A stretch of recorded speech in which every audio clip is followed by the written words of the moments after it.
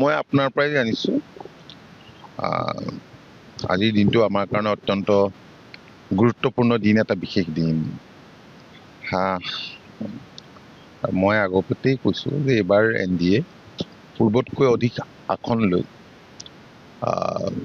দিছপুৰলৈ আহিল আৰু এক্সিট পোলবিলাকৰ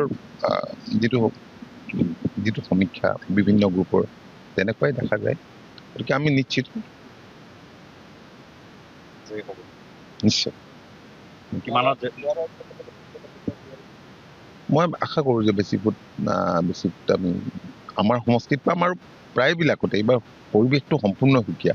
2016 আৰু 2021 মাজত বহুত পাৰ্থক্য আছে। মানে ক'ত বুলি কৈছে আপুনি? বোকাখাত? মোৰ নিজৰ সমষ্টি। মই ভাবিছোঁ ৰাইজৰ যিটো সঁহাৰি 16 চনত পাইছিলোঁ 21 চনত বাঢ়িল।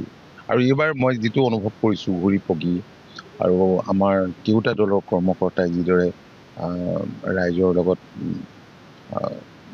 মানে জনসংযোগটো ৰাখিছে, ৰাইজৰ মাজত যিদৰে আছে আৰু যিমানখিনি কাম হৈছে, গতিকে ৰাইজে ডেফিনেটলি পূৰ্বতকৈ অধিক এবাৰ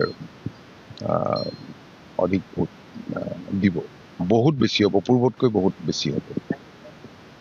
মই সংখ্যাটো নকওঁ, পূৰ্বতকৈ বেছি হ'ব।